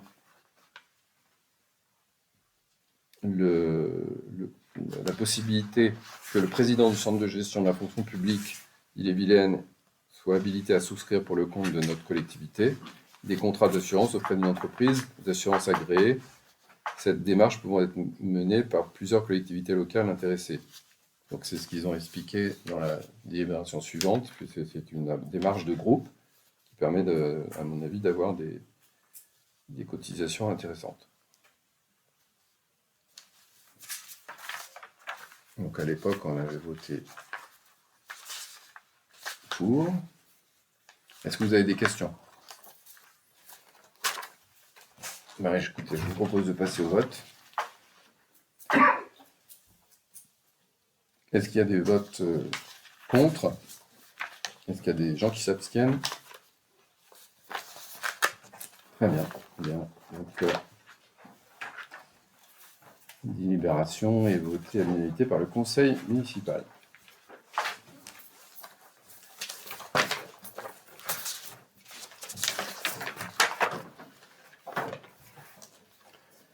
Donc après, j'ai quelques points divers. Donc, la première chose, je voudrais que M. Lebray nous fasse un point de son activité de régisseur.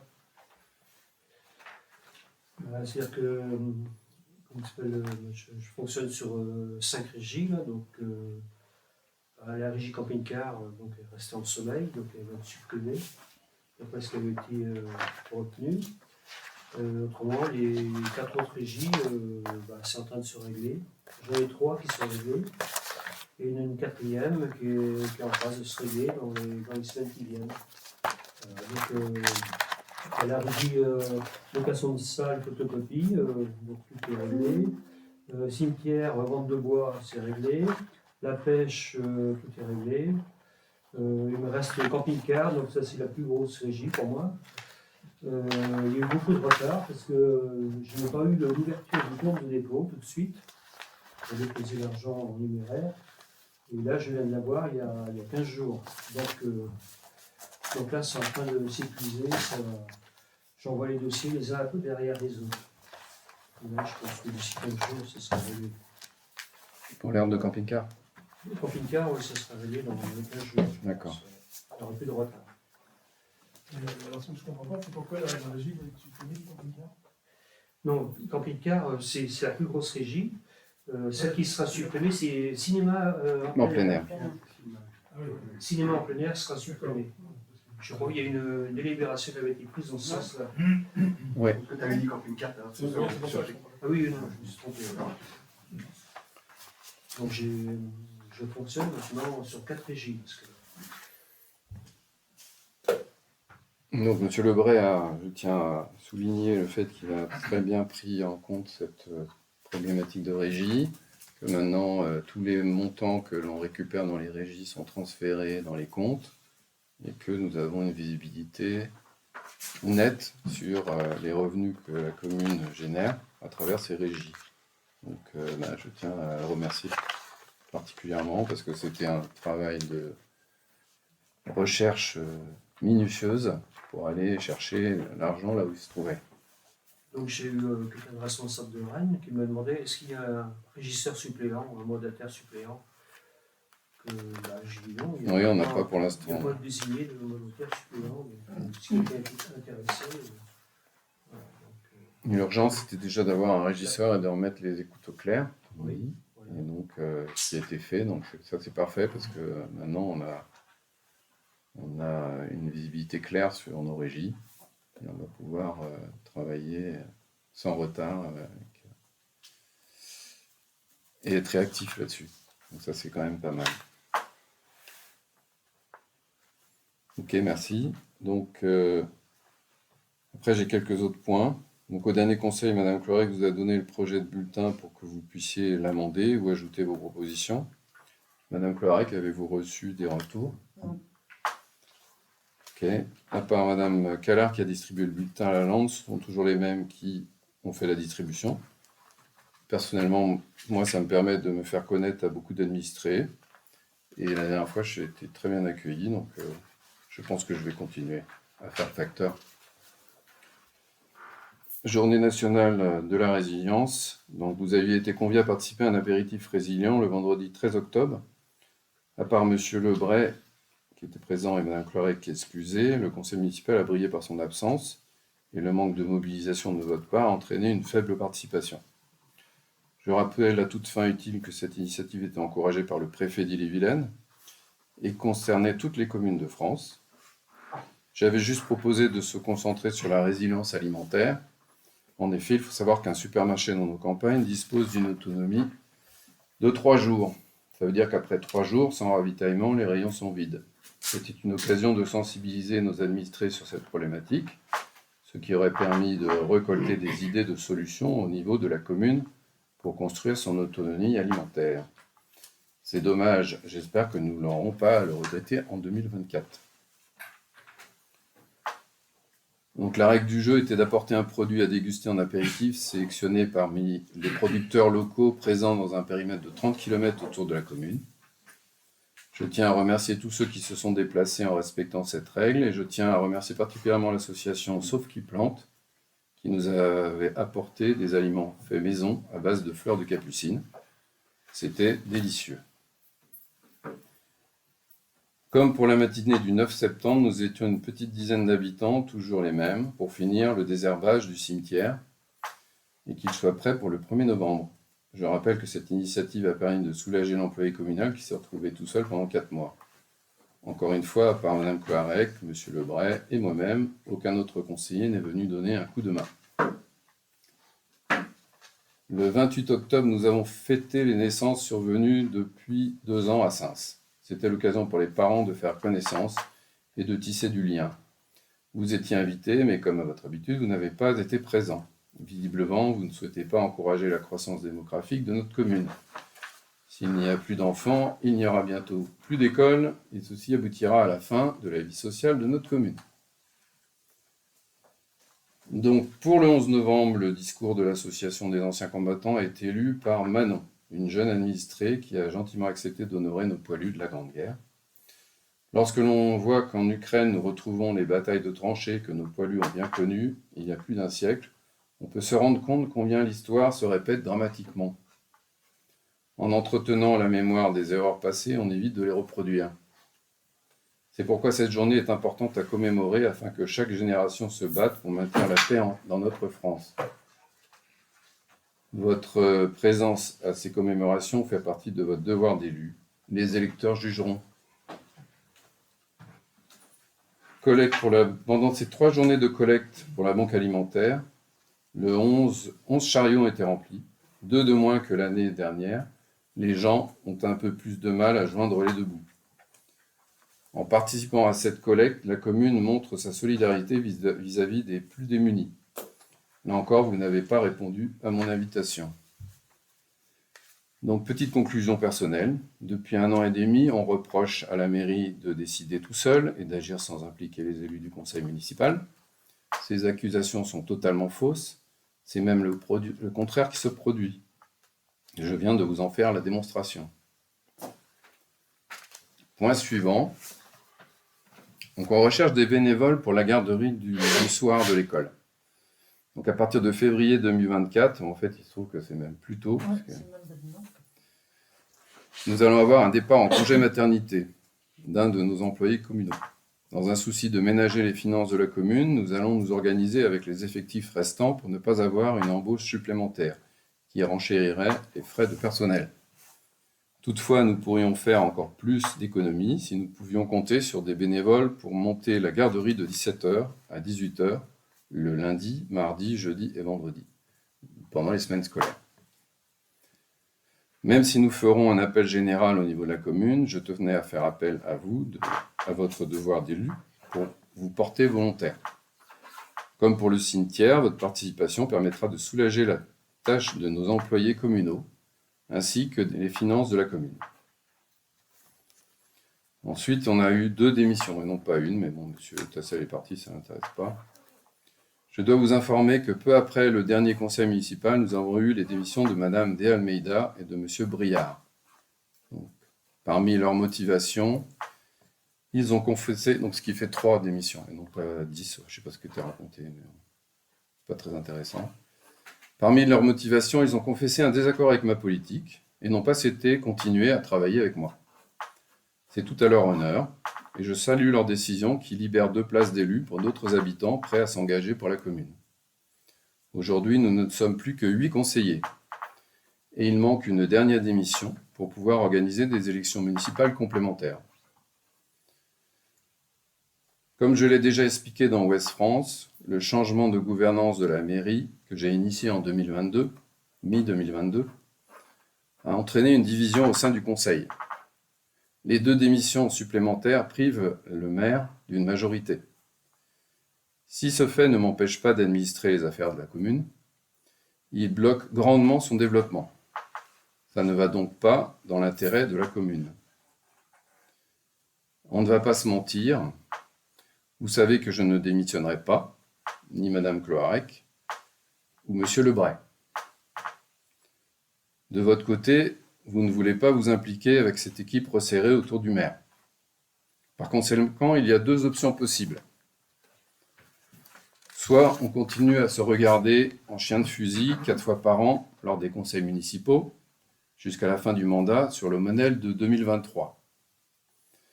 Soit on fait en sorte que les électeurs arbitrent notre différend. Pour ma part, la deuxième option constitue la meilleure façon de sortir de l'impasse et s'intègre pleinement dans l'intérêt général de la commune. En effet, des élections municipales complémentaires donneraient l'opportunité aux électeurs de jouer les arbitres. Ils auraient le choix entre 2 listes opposées, chacune de 8 candidats, avec une liste clairement en soutien au maire. Le 9 juin, nous avons les élections européennes. Nous pourrions en profiter pour organiser en parallèle des élections municipales complémentaires. Pour que ce soit possible, il faudrait que vous démissionniez fin février, car il faut minimum 3 mois pour organiser le premier tour. Le verdict des urnes permettra de savoir si les administrés vous soutiennent ou s'ils préfèrent me redonner une majorité. Qu'en pensez-vous? Démissionner? Oui, c'est clair. Je vois rien. Je vais m'arrêter là. C'est une vaste farce. J'arrête là. C'est une proposition. C'est une vaste farce. Donc vous voulez qu'on continue Non, je vais avec des non, conseils non, municipaux non. comme ça, où chacun se regarde en chien de fusil, on ne fait pas avancer la commune, Non, c'est ça? dis ce que tu veux. Dis ce que tu peux. Vous arrêtez de me Oui, tutoyer. c'est vrai. Dis ce que vous Ça voulez. changerait. Dis ce que vous voulez. Ok. Donc ça vous inspire quoi? Je suis désolée, mais je m'en vais.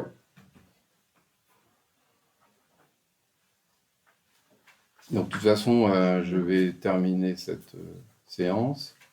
Donc je vous informe juste que les vœux du maire se tiendront le samedi 20 janvier 2024 à 11 h. Comme l'année dernière, vous êtes tous conviés à ce moment privilégié de la commune où chacun peut découvrir les faits marquants de l'année qui se termine et les projets de l'année en devenir. Donc j'avais prévu d'introduire M. Hercouet là maintenant. Donc on va passer. Donc je vais clôturer la séance en vous disant que je vous convie à un petit pot de l'amitié pour clôturer ce dernier conseil municipal de l'année. Et puis, la séance est terminée, donc si vous voulez... Juste avant de partir, sur le premier bureau, il y a des invitations pour les aînés. Les aînés pour distribuer. J'en parle. Ben ouais. Il y a beaucoup de monde. Bah, tu partages avec. Enfin, vous partagez avec le français. Ah oui, d'accord. Et pareil pour Monsieur Trini.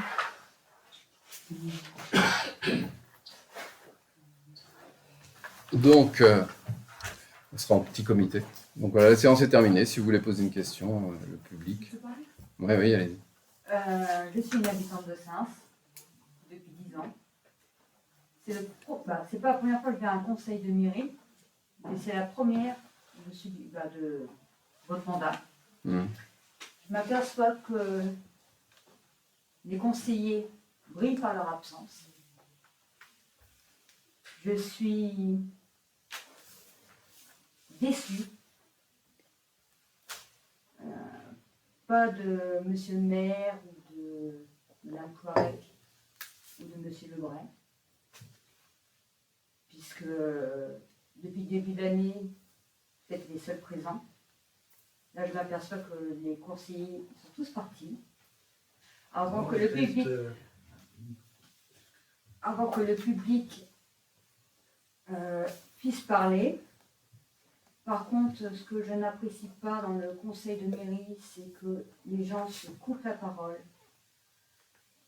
J'ai écouté sur YouTube les autres conseils de mairie, où on entend des téléphones qui sonnent, où on entend une personne qui s'amuse à claquer son stylo.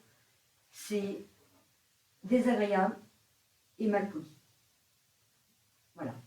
Là, le conseil n'est même pas fini et les trois seuls conseillers qu'il y avait, ils sont partis.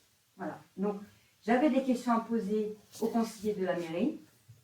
Je fais comment? Je les pose où maintenant, mes questions? Bah, posez-les toujours. Bah ouais. Bah non, je vous ai déjà posé ces questions-là. Ah. À Madame Cloirec et à Monsieur le maire. Et je voulais poser ces mêmes questions au conseiller de mairie pour savoir quelle récompense que je pouvais avoir aussi.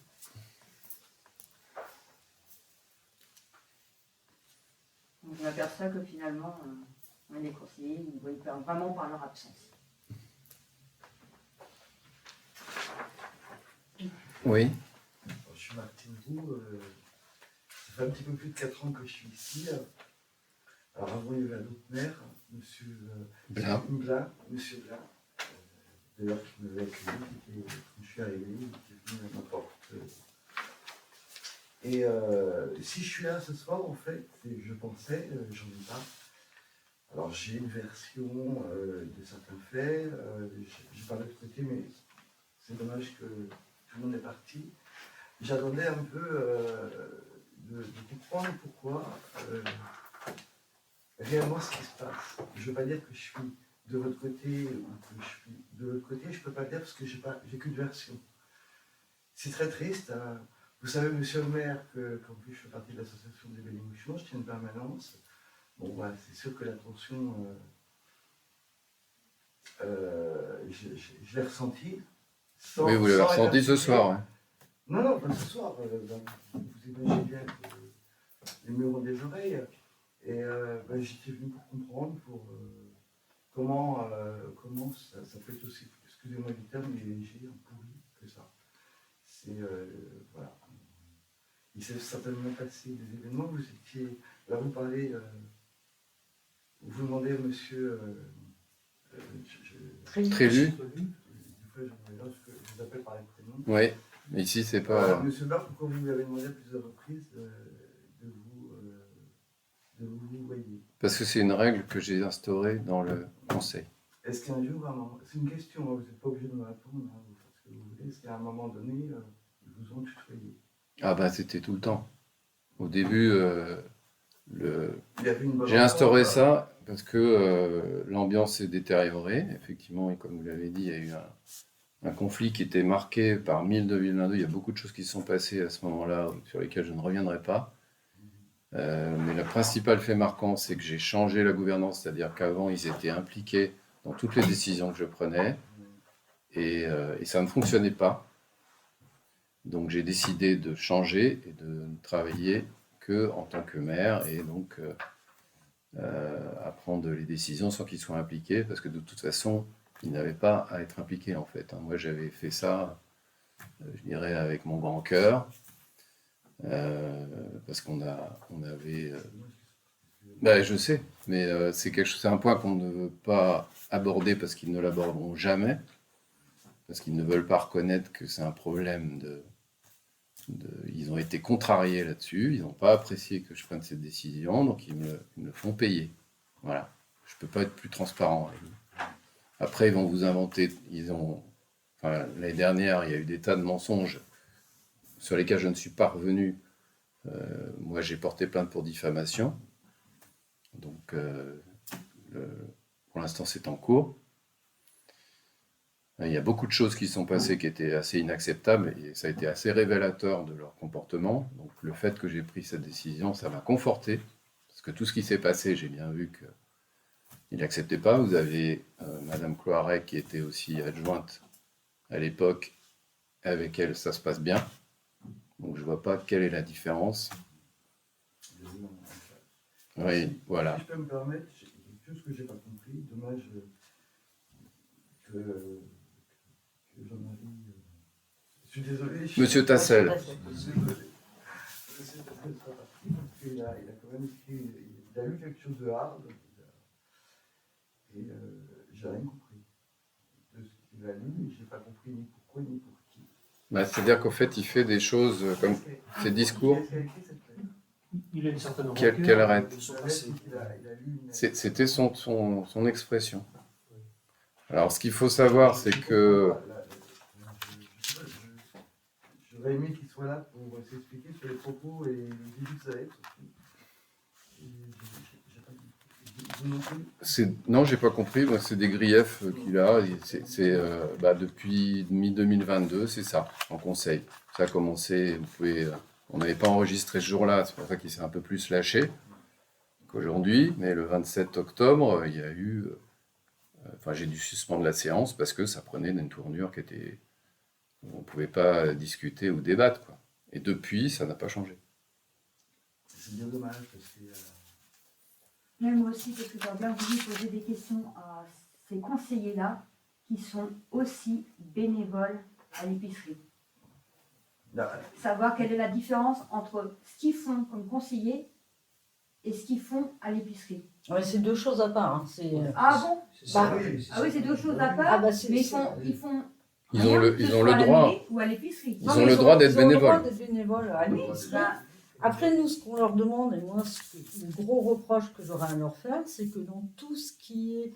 il y a eu donc la Gazette, qui est... J'ai cité les différents, j'ai fait exprès de citer. Monsieur Trélu m'a bien dit, il m'a dit, bah, si ça ne me convient pas, le texte, je ferai les corrections. Je n'ai jamais eu de correction et on a été 3 à distribuer. Voilà. ça ne me surprend pas parce que finalement, Pas tout à on fait, regardait ce soir, ben, ils sont tous partis. À part monsieur Le Correct, c'est ça? C'est ça. Excusez-moi, monsieur Lebray, vous êtes bien conseiller. Hmm. Donc, Oui. il reste. Il en reste un. Je suis conseiller. Il en reste un, c'est-à-dire.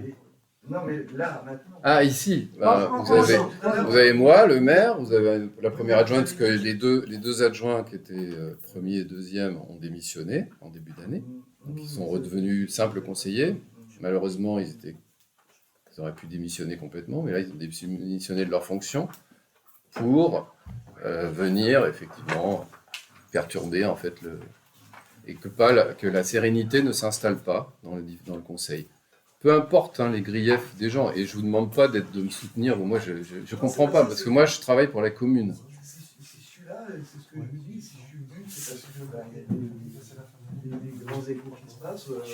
Ah ben, je sais. En tant que public, il y a des tensions énormes au niveau du conseil municipal.